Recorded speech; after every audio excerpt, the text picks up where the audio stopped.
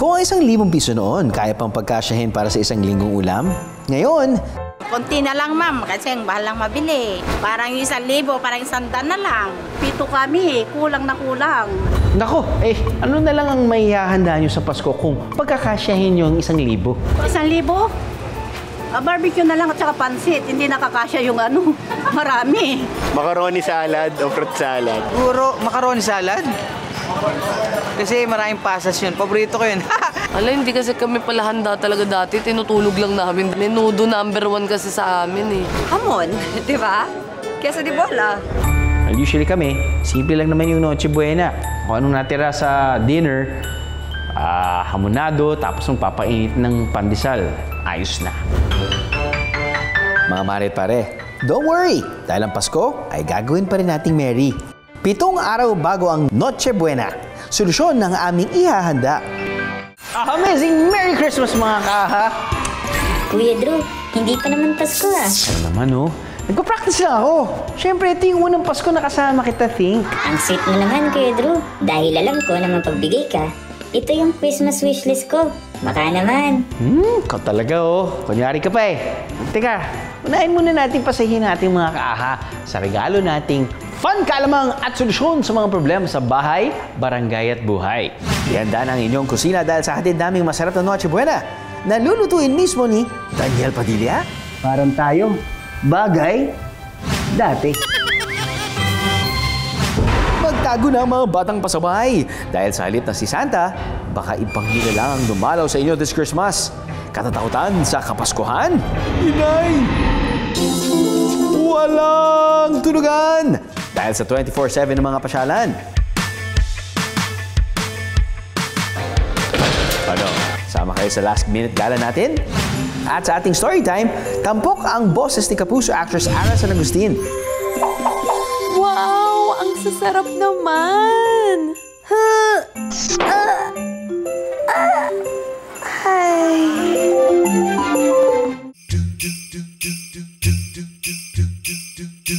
Ang dapat na masayang Pasko, nababahiran daw ng katatakutan.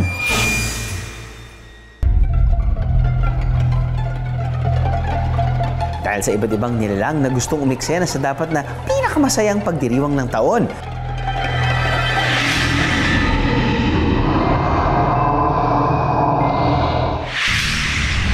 Hindi raw merry ang Pasko ng ilang bata sa Germany. May isa raw kasing nilalang na hatid ay katatakutan. Mabalahibo, may 2 sungay, at may mahabang pangil at dila. Kalahating kambing at kalahati raw ng demonyo. Ang evil version ni Santa, si Krampus. Ginawang panakot si Krampus para raw maging mabait ang mga batang pasaway. Kaya naman better be nice at bawal ang naughty, kundi paparusahan kayo ni Krampus.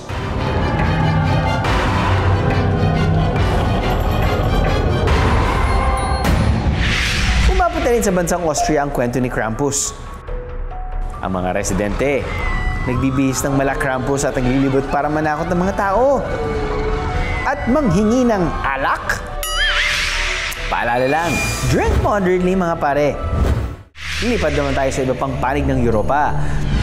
Tuwing December 13, ipinagdiriwang sa mga bansang Norway at Sweden ang St. Lucia's Day. Pero may umeksena pa raw sa selebrasyon ng banal na Santa. Ayon kasi sa mga alamat, sa mismong bisperas ng St. Lucia's Day, pag-alagala raw ang mga kaluluwa at maging mga demonyo. At ang pinakakilala sa kanilang lahat, ang babaeng si Lucy, na hindi Santa, kundi Santa Santita. Huwag magpapalinlang sa kanyang magandang itsura. At kahit na nakasuot ng puting damit na may korona pang kandila sa ulo, si Lucy, she's coming to town para manira ng mga gamit at pananim. At manguha raw ng mga bata. Kaya ang nakasanayan ng mga magulang ang paglalagay ng krus sa labas ng kanilang bahay. Dahil hinding-hindi welcome si Lucy ngayong Kapaskuhan. Matagal na itong paniniwala sa Pasko or Christmas, no? Kung titingnan natin, ang pinagmulan nito ay mula pa sa mga pagan practices ng mga Italians. Ang buhay kasi natin parang two sides of a coin. Ay palaging pag may mabuti, may masama. Kaya nga hindi natutulog si Satanas, kaya mag-ingat kayo. Kaya lang nga ito'y nagiging imahen ng kasamaan. At huwag nating yayakapin yun sa ating kultura, sa ating tradisyon, sa ating paniniwala. Ito'y kasiyahan. Bakit? Sapagkat si Kristo ay naging tao para tayo isalba sa lahat ng ginagawa ni Satanas at ang kanyang kampon sa pagkakasala. Sa kabila ng katatakutan, huwag sana natin kalimutan ang tunay na diwa ng Pasko. Ay ang pag-ibig na walang katulad na dapat nating ibahagi sa buong mundo. Aha!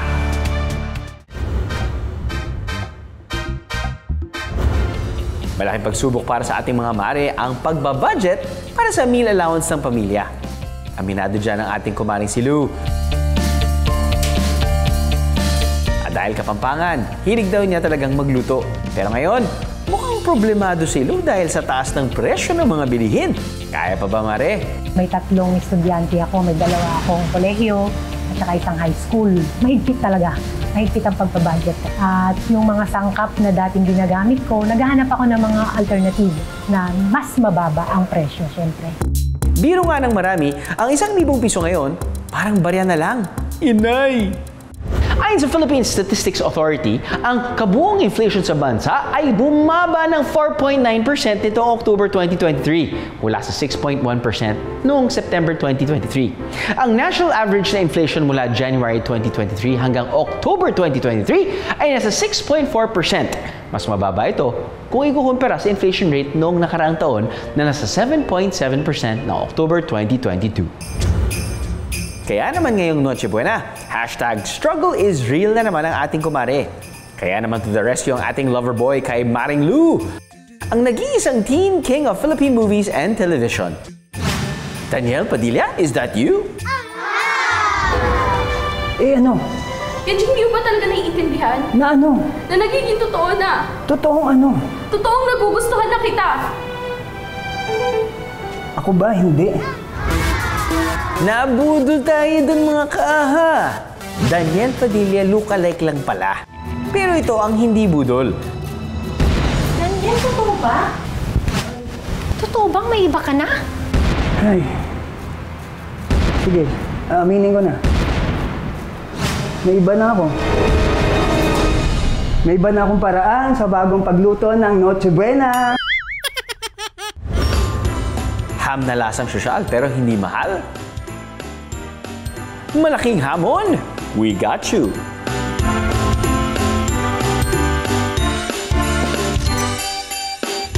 So ayun, Ma'am Shilu, gagawa po tayo ng honey glazed luncheon meat. So start tayo sa garlic. So dapat talaga maliliit. Yes. Pinong-pino. Pino. Itong Yan. Spill na. honey-glazed luncheon meat, pwede na rin siyang substitute sa hamon, no? Oh yes, yes. Ayan ito. So start tayo sa soy sauce. Soy sauce. Puno natin yung soy sauce. So ito, tansya-tansya na lang. Yes. Siyempre, yung saktong dami lang ng ingredients. Huwag sobra dahil lahat ng sobra masama. Parang sa pagmamahal din yan. Magtitira ka rin ng para sa'yo. Then sugar. Ito, sugar. Brown sugar, paminta. Paminta. So ayun, last but the least, ito, siyempre ang sekreto natin, ang pineapple na mas magpapasarap sa ating dish ngayon. Megos lang.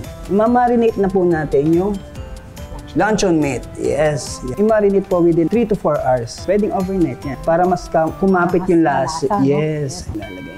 After i-marinate, pwede na nating i-prito. Presenting ang honey glazed luncheon meat na mas sweet pa sa jowa nyo. Pero dahil may budget pa tayo, kaya pa nating magdagdag ng handa. Siyempre, hindi dapat mawala ang pambansang appetizer nating mga Pinoy. Pero Ma'am Shi, imbis na giniling, ang gagamitin natin ay corned beef. Tama, mas mura nga naman ang corned beef kumpara sa giniling. Yes, that's Tama it. yan. Wala tayo ng konti na corned beef. Ito na nga guys, lagyan natin ng cheese. Dagdag lasa. At easy lang tayo guys. Enjoy lang tayo habang nagluluto para mas lalong sumarap, di ba? Pag makarami na kayo ng gawa, pwede na natin tong iprito.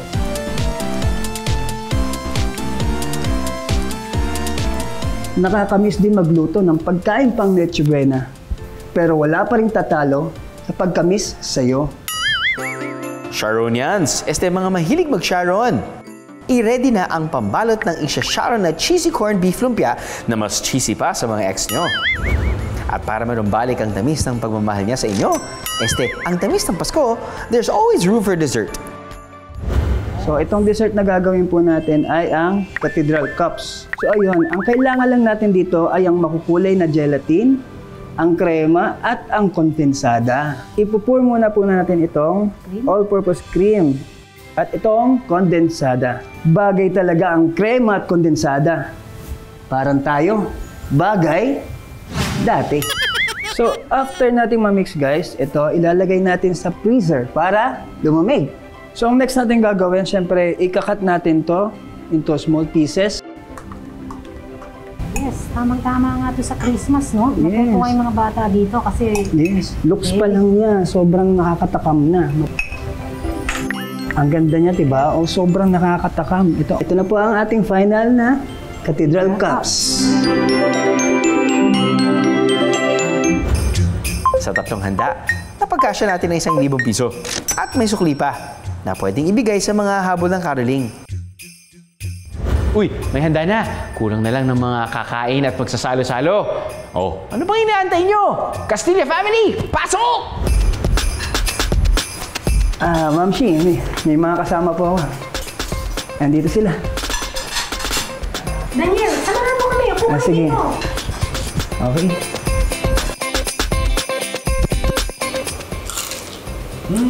Thank you.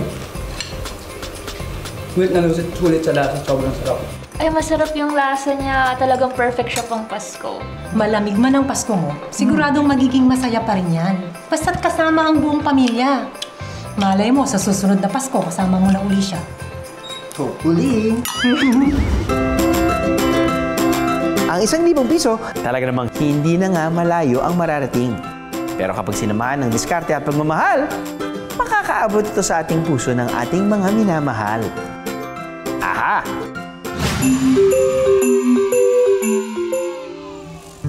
Pakiramdam ko, nung bata ako, buhay. Hanggang saan ang kayang gawin ng ina para sa kanyang anak? Alam mo, anak, matapang ka. Mas matapang ka kaysa sa iniisip mo. Hanggang saan ang kaya niyong liparin para sa pangarap? Tandaan mo, Ton, pag nakarating ka sa isla ng mga alitap-tap, matutupad ang hiling mo. At hanggang saan ang kaya niyong abutin para hanapin ang isang pambihirang lugar? Hinanap ko yung isla. Basta mo aking lahat, di mo ba nakikita? Ang ganda! Ngayong Pasko, mamamangha sa magagandang lugar sa Pilipinas. At sa kwentong kukurot sa inyong puso. Walang ganun. Tonton! Teka lang pa! Tonton! Bilis! Sorry, Nay. Di pa rin ako matapang. Hatid ng GMA Pictures at GMA Public Affairs, sabay-sabay nating hanapin ang isla ng mga alitap-tap. Ito ang pelikulang Firefly. Pinagbibidahan ito nina Alessandra De Rossi at Kapuso Child star Yuan Mikael. Mahanap natin, Nay. Oo naman, tayong dalawa pa ba? First time ko lang po dun sa mga lugar na yun. Especially po sa Mount na yun. Ang ganda po pala sa personal. Ang dapat niyo pong abangan sa Islang Alitap-tap ay ang isa-isa nilang paglabas. Kaya kapag pinanood niyo ang Firefly, dadaling kayo sa kakaibang mundo. Kaya ngayong Pasko, isama na sa inyong listahan ng gala ang panonood ng Firefly.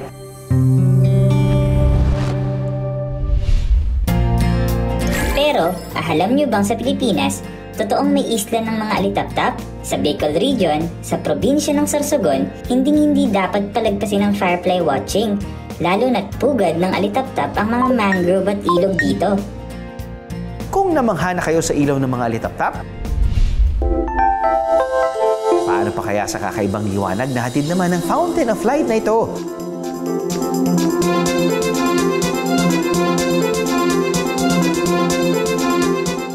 Yan ang dadayuhin ng kapuso singer na si Liana Castillo sa kanyang last-minute gala.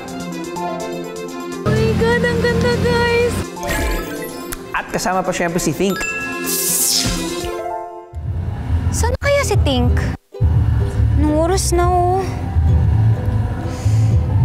Pasok na lang kayo muna ako. Ayun! Nauna pa pala sa loob ng van si Think. Naku, nandito ko na pala, Think! Hello, Think! Naku, saan ba tayo pupunta? Pupunta tayo sa Laguna, kung saan mayroon daw makulay at maliwanag na atraksyon.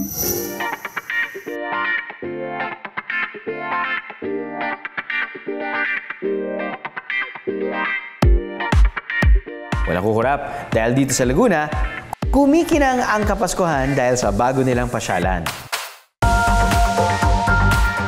Ready ka na ba, Ate Liana? In 3, 2, 1. Let the light show begin!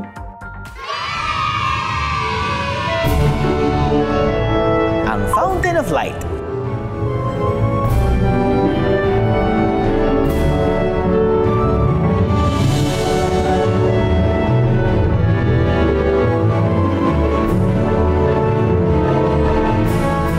Ang mga turista, busog na busog ang mga mata.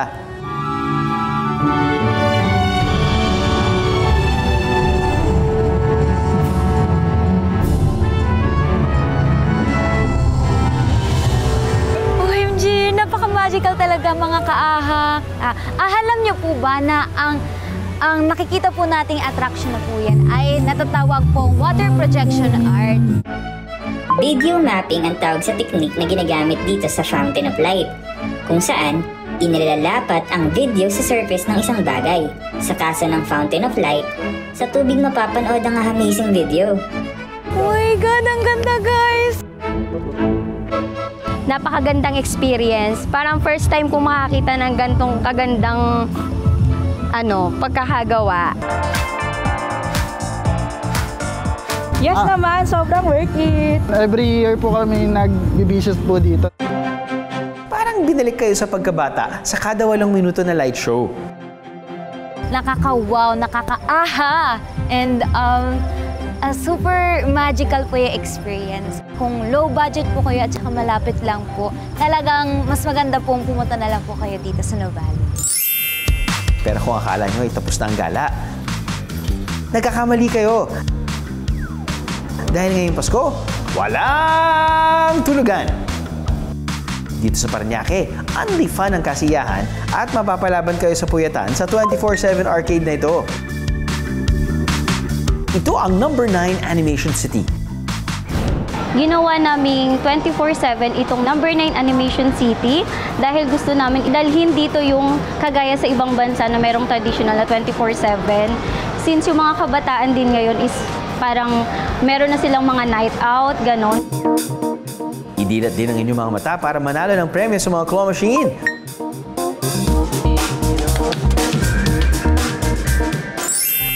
Alam niyo ba ang disenyo ng claw machine ay hango sa steam shovel na ginamit sa panghuhukay ng Panama Canal noong 19th century? Dahil nahuli nito ang puso ng mga tao, naimbento ang claw machine. Ngunit kung totoong pampagising ang hanap nyo, bakit hindi subukan ang mga 9D virtual reality or VR ride? Sa VR Drop Tower, para din kayong nasa totoong amusement park. Kung first time mo ma-experience tong ride na to, talaga namang madadama mo ano yung pinapadama ng ride. Yung mga hangin, sa pagpababa, mararamdaman mo rin. Out of this world fun ang hatid ng VR Magic UFO. Sobrang saya kasi first time ko nag-VR, so feels like real talaga. Gumagamit ng 360-degree na virtual reality headset ang mga VR ride na to. Kaya naman parang dinadala ro kayo sa ibang mundo. Gumagana ang virtual reality headset dahil sa tinatawag na stereopsis. Ito ang ating abilidad na makabuo ng 3-dimensional image na para bang nalilin lang ang ating mga mata. 8 araw na lang at Pasko na! Pero mga bagong pasyalan, patuloy pa rin parang mga kabuting nagsusulputan. Kaya, yayain ang buong pamilya, barkada at buong barangay! At mag-last minute gala na! Aha!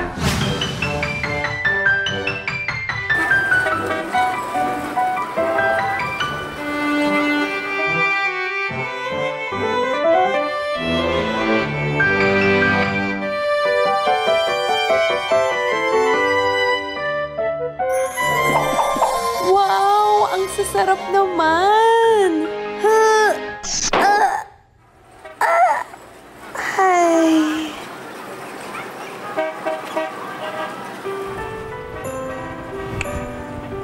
Kutub si Jelay. Katulog at naniginip na naman yata mula sa pagtitinda. Teka nga.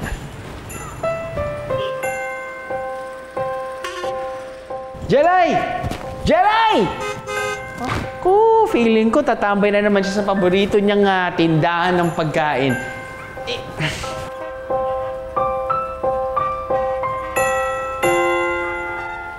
Ay, ayun na nga. Teka. Jelay! Sabi ko na nga ba, dito kita makikita eh. Kuya Drew, kayo po ba yung tumatawag sa akin kanina? Oo, ang bilis mo kasi maglakad. Tumakbo na nga eh. Teka, bakit nga ba lagi nandito sa shop na ito? Ano ba binibenta mo? Ito po, kakanin po. Konti na lang po. Pauwi na rin ho ako eh. Ganun ba? O sige, yung mga tira mo, bibiling ko na lahat yan. Ay naku, salamat po Kuya Drew. Walang problema, basta umuwi ka na pagtapos na lahat ha. May pinag-iipunan ka ba? Opo. 50 pesos po lahat. Sige po, mauna na po ako. Ingat ka, Jelay ha.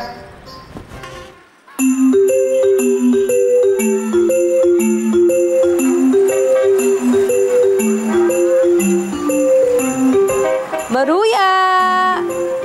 Uy, Jelay, pabili. Banana Q! Masarap ba to? Lumpia kayo dyan! Ay, paborito ko yan. Ang hindi alam ng kanyang mga suki, araw-araw dito ang punta ni Jelay matapos magbenta ng pagkain. Hanggang dumating na rin ang pinakahihintay niyang sandali. Wow! Pwede na to sa Noche Buena!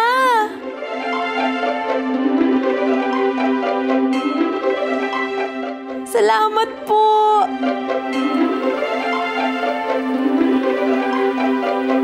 Akala ko nga bibili niya yung cake eh. Chuchay! Chuchay, nandito na ang nanay! Chuchay! Chuchay! Para sa'yo! Para sa'yo tong laruan!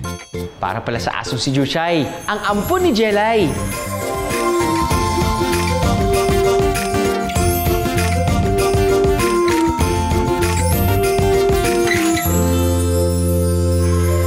Merry Christmas, Chuchay ko! Salamat at ikaw ang natitirang pamilya ko. Ngayong Pasko, ipadama rin sana natin ang ating pagmamahal. Hindi lang sa ating kapwa, kundi maging sa ating mga alaga. Aha!